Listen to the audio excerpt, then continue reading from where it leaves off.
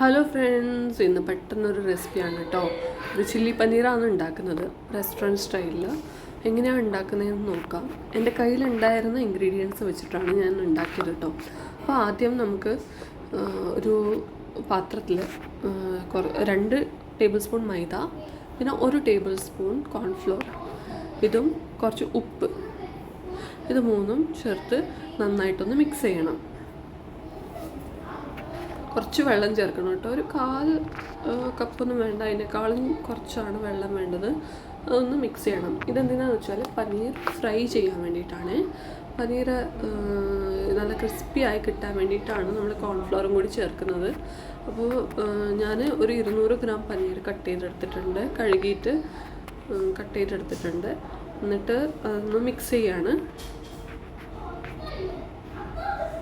പിന്നെ പനീർ ഞാൻ കട്ട് ചെയ്തപ്പാട് കുറച്ച് കോൺഫ്ലവറിലിട്ടിട്ടാണ് മിക്സ് ചെയ്ത് വെച്ചിട്ടുണ്ടായിരുന്നു.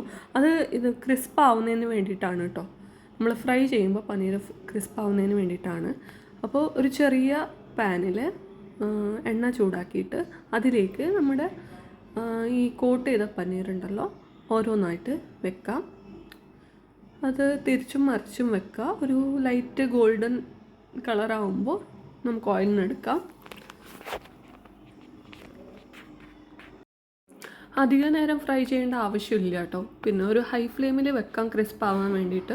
പക്ഷെ നമ്മളത് നോക്കിക്കൊണ്ടിരിക്കേണ്ടി വരും. അത് അൺനോട്ടീസ് ആക്കിയിട്ട് വെച്ചാൽ കരിഞ്ഞു പോകും, അല്ലെങ്കിൽ ഈ കോൺഫ്ലവറിൻ്റെ ഈ സ്റ്റിക്കിനെസ്സും ഉണ്ട്, പാനിൽ തന്നെ സ്റ്റിക്ക് ആവാനുള്ള ചാൻസും ഉണ്ട്. ഈ പനീർ ഒന്ന് റെഡിയായി വരുമ്പോഴേക്ക് നമുക്ക് വെജിറ്റബിൾ ഒന്ന് റെഡിയാക്കി വെക്കാം. ഏതൊക്കെ വെജിറ്റബിളാണ് വേണ്ടതെന്ന് വെച്ചാൽ അതൊക്കെ കട്ട് ചെയ്ത് വെക്കാം. ഞാൻ കുറച്ച് ക്യാപ്സിക്കം എടുക്കുന്നുണ്ട്, ഒരു സ്പ്രിംഗ് ഓണിയൻ്റെ ഗ്രീൻസ് ഉണ്ട് എൻ്റെ കയ്യിൽ, അതൊക്കെ. പിന്നെ ജിഞ്ചർ ഗാർലിക്ക് ക്രഷ് ചെയ്തത്, അല്ലെങ്കിൽ ചെറുതായി കട്ട് ചെയ്തത്, അതൊക്കെ റെഡിയാക്കി വെക്കാം കേട്ടോ. അപ്പോൾ ഇതൊന്ന് മാറ്റി വെക്കാം. എന്നിട്ട് സെയിം ഓയിലാണ് ഞാനിപ്പോൾ സോസ് ഉണ്ടാക്കാൻ എടുക്കുന്നത് കേട്ടോ. ഓയിൽ വേസ്റ്റേജ് കുറക്കാനാണ്. അപ്പോൾ സെയിം ഓയിലാണ് ഞാൻ എടുത്തത്. ഇതിൽ വലിയ പ്രശ്നമൊന്നും ഉണ്ടായിട്ടില്ല. അപ്പോൾ ഞാൻ കട്ട് ചെയ്ത ഗ്രീൻ ചില്ലി ഉണ്ടല്ലോ, അതിങ്ങനെ സ്ലാൻഡ് ചെയ്ത് കട്ട് ചെയ്തതാണ് കേട്ടോ. പിന്നെ നമ്മൾ ചെറുതായി കട്ട് ചെയ്ത ജിഞ്ചറും ഗാർലിക്കും അതും ഇടാം. ഈ ചില്ലിയൊക്കെ നമ്മൾ ഉണ്ടാക്കുമ്പോണ്ടല്ലോ ഫ്ലെയിം ഹൈ ആക്കി വെക്കണം കേട്ടോ. സോസൊക്കെ ഉണ്ടാക്കുന്ന സമയത്ത് ഫ്ലെയിം അത്യാവശ്യം ഹൈ ആക്കി വെക്കണം. പിന്നെ ഇത് നമുക്ക് ഒന്ന് സോട്ടേ ചെയ്യാം. പിന്നെ ഡൈസ് ചെയ്ത കുറച്ച് ഉള്ളി, ഞാൻ ഒരു ഉള്ളിയാണ് എടുത്തത് കേട്ടോ, ഒരു ഉള്ളി.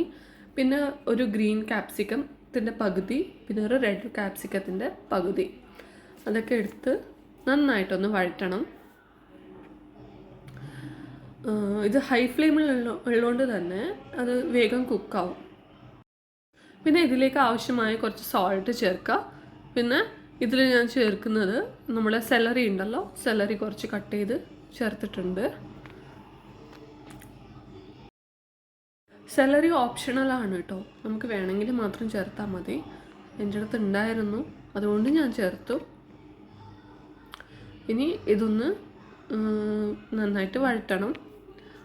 അധികം കുക്കായി പോവരുത്, ആ ഒരു സ്റ്റേജ് ആയിരിക്കണം കേട്ടോ.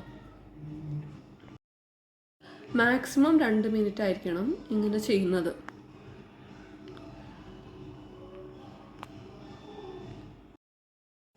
പിന്നെ ഞാൻ ചെയ്യുന്ന സമയത്ത് ഈ സോസൊക്കെ മിക്സ് ചെയ്ത് വെക്കാറുണ്ട്. പക്ഷേ ഇന്ന് ഞാൻ വേറെ വേറെ തന്നെയാണ് ഇടുന്നത്. അപ്പോൾ കുറച്ച് ഗ്രീൻ ചില്ലി സോസ്, കുറച്ച് സോയ സോസ്, പിന്നെ ടൊമാറ്റോ സോസ്, അതൊക്കെയാണ് ഞാൻ ചേർത്തത്. പിന്നെ മുളക് പൊടി ഞാൻ ചേർത്തു. എന്തിനാന്ന് വെച്ചാൽ ഈ ഗ്രീൻ ചില്ലി സോസ് എൻ്റെ അടുത്ത് കുറച്ചേ ഉണ്ടായിരുന്നുള്ളൂ, അപ്പോൾ കുറച്ച് മുളക് പൊടിയും കൂടി ചേർത്തു.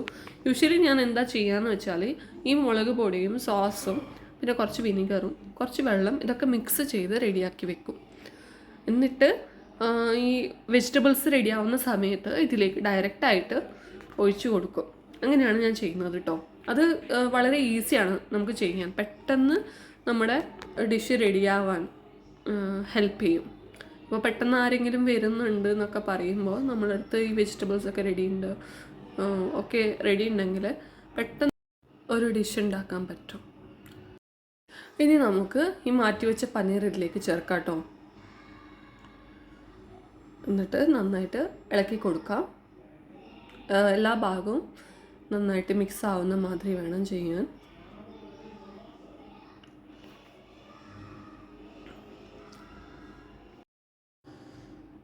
ഇനി ലാസ്റ്റ് ചെയ്യുന്ന എന്താണെന്ന് വെച്ചാൽ കുറച്ച് കോൺഫ്ലവർ വെള്ളത്തിൽ കലക്കിയിട്ട് അതും കൂടി ഒന്ന് ഒഴിച്ച് കൊടുക്കണം. അത് നല്ലൊരു തിക്ക് ഗ്രേവി കിട്ടാൻ വേണ്ടിയിട്ടാണ് കേട്ടോ.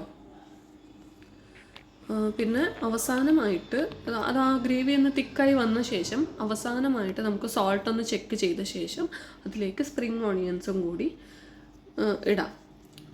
ഇപ്പോൾ ഈ നല്ല ക്രിസ്പി ആയി കിട്ടിയിട്ടുണ്ട് കേട്ടോ. അതെന്തുകൊണ്ടാണെന്ന് വെച്ചാൽ നമ്മൾ പനീർ ഇട്ട ശേഷം അധിക നേരം കുക്ക് ചെയ്യാൻ പാടില്ല. അങ്ങനെ ചെയ്യുമ്പോൾ നമുക്ക് ക്രിസ്പി ആയിട്ട് കിട്ടും. അതുകൊണ്ടാണ് വെജിറ്റബിൾസ് ഇടുന്ന സമയത്ത് പനീർ ചേർക്കരുത്. അപ്പോൾ ഈ റെസിപ്പി നിങ്ങൾക്ക് ഇഷ്ടമായെങ്കിൽ ലൈക്കും കമൻറ്റും സബ്സ്ക്രൈബും ചെയ്യുക. നിങ്ങളുടെ ഫ്രണ്ട്സിനും ഷെയർ ചെയ്ത് കൊടുക്കുക. പെട്ടെന്ന് ഉണ്ടാക്കിയൊരു റെസിപ്പിയാണ്. മിസ്റ്റേക്ക് ഉണ്ടെങ്കിൽ ക്ഷമിക്കണം. Thank you.